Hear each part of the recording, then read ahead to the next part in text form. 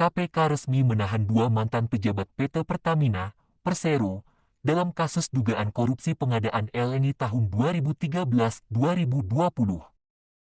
Keduanya yakni Hari Karyuliarto, ex-direktur Gas Pertamina 2012-2014, dan Yeni Andayani, ex-senior VP Gas and Power 2013-2014. Selamat malam, salam sejahtera bagi kita semua. Yang kami hormati PLT Deputi Penindakan dan Eksekusi Bapak Asep Guntur Rahayu dan teman-teman jurnalis yang kami banggakan. Pada kesempatan kali ini kami akan menyampaikan update terkait dengan perkara dugaan tindak pidana korupsi pengadaan LNG di PT Pertamina tahun 2013 sampai dengan 2020. Adapun update kali ini adalah terkait dengan penahanan terhadap dua tersangka. Sebelum kita lanjutkan bagaimana konstruksi perkara dan pihak-pihak yang dilakukan penahanan, kami akan menghadirkan dua tersangka yang hari ini akan dilakukan penahanan.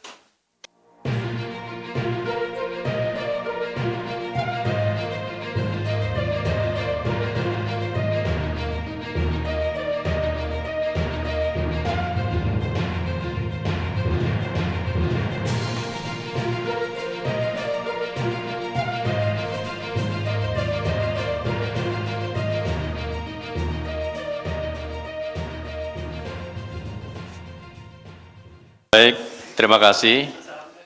Selanjutnya kami berikan kesempatan kepada Pak Asep untuk menyampaikan poin-poin terkait dengan penahanan tersangka dalam dugaan tindak pidana korupsi dalam pengadaan LNG di PT Pertamina. Kepada Pak Asep, kami persilakan.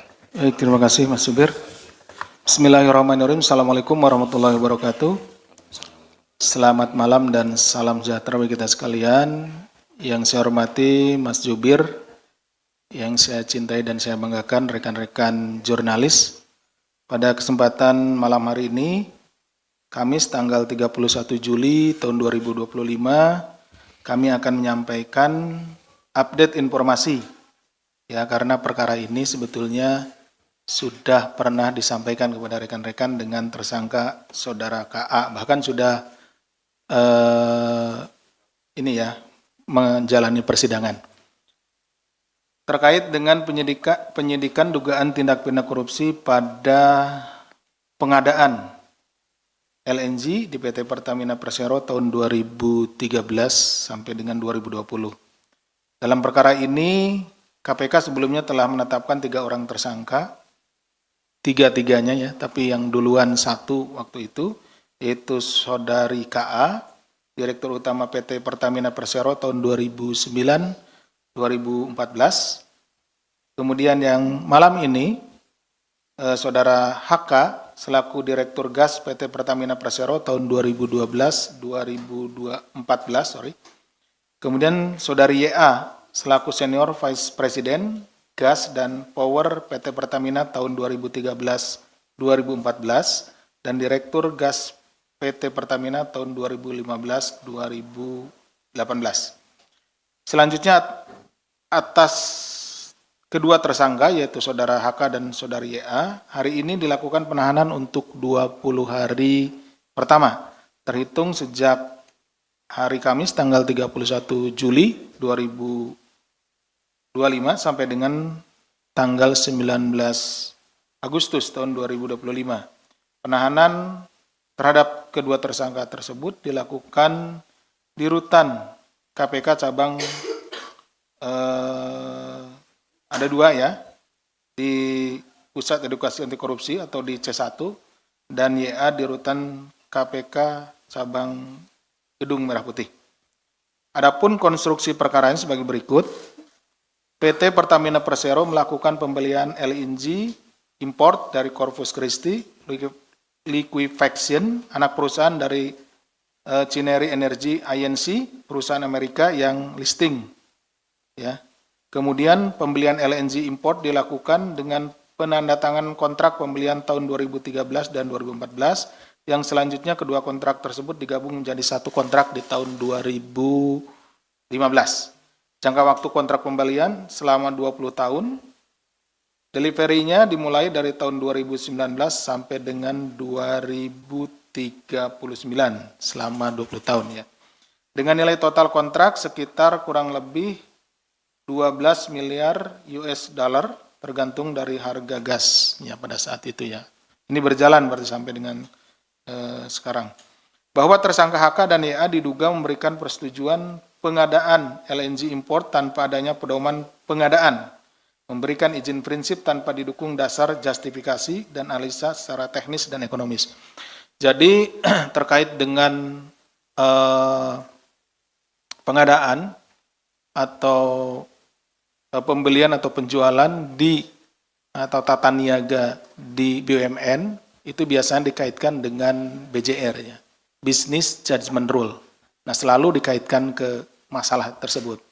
Nah, Business Judgment Rule ini memang menjadi sebuah aturan atau pedoman, tetapi ketika ada aturan-aturan atau pedoman-pedoman yang harusnya diikuti, ya, tetapi ditinggalkan atau tidak diikuti atau sengaja dilanggar dalam melakukan bisnis tersebut, maka business judgment rule-nya menjadi tidak benar gitu ya. Artinya tidak lagi masuk dalam konteks business judgment rule. Jadi kalau business judgment rule itu pada ujungnya adalah ketika terjadi kerugian, itu adalah kerugian bisnis. Seperti itu. Kemudian pembelian LNG tersebut juga tanpa adanya back-to-back kontrak di Indonesia atau dengan pihak lain, sehingga LNG yang diimpor tersebut tidak punya kepastian pembeli dan pemakainya. Jadi membeli ya, Pertamina ini membeli nih, import ya, LNG, tapi belum jelas siapa yang akan jadi konsumennya gitu ya. Ini pembelian ini seharusnya memang sudah jelas sehingga sudah bisa diprediksi keuntungannya dan lain-lainnya gitu, seperti itu. Karena faktanya LNG yang diimpor tersebut tidak pernah masuk ke Indonesia hingga saat ini dan harganya lebih mahal dari produk gas di Indonesia. Kemudian diduga bahwa atas pembelian LNG ini tanpa adanya rekomendasi atau izin dari Kementerian ESDM. Kebijakan impor gas atau LNG harus ada penetapan akan kebutuhan impor dari Menteri ESDM dan rekomendasi sebagai syarat impor. Jadi sebelum melakukan impor ya, LNG itu harus ada rekomendasi untuk kebutuhan apa ya. Misalnya kebutuhan di dalam negeri, nah sekian metrik ton gitu ya, baru dilakukan impor. Tapi ini tanpa adanya rekomendasi. Kemudian rekomendasi ini sangat penting untuk menjaga iklim bisnis migas di dalam negeri karena saat ini Indonesia juga sedang mengembangkan daerah atau wilayah yang mempunyai potensi gas dapat segera diproduksi agar dapat menghasilkan devisa dan penerimaan negara seperti Blok Masela, Andaman, Teluk Bintuni, dan pengembangan beberapa blok gas di Kalimantan.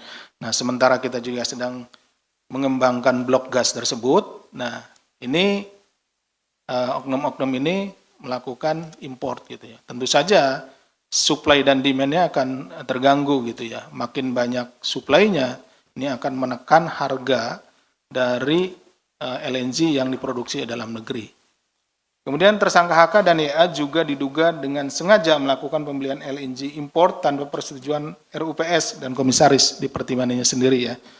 Padahal diketahui pembelian LNG import adalah kontrak jangka panjang selama 20 tahun dan bukan kegiatan operasional rutin dan dengan nilai kontrak material. Selain itu, penyidik juga menemukan adanya dugaan pemalsuan dokumen persetujuan direksi. Kemudian tidak ada pelaporan dokumen persetujuan direksi kepada komisaris yang merupakan kewajiban direksi sesuai dengan ADART PT Pertamina Persero dengan sengaja tidak melaporkan ke komisaris baik rencana perjalanan dinas maupun perjalanan dinas yang sudah selesai dari USA untuk mendatangani LNG SPA Train to Corpus Christi. Kerugian keuangan negaranya sudah dihitung sekitar 113.839.186,60 US dollar.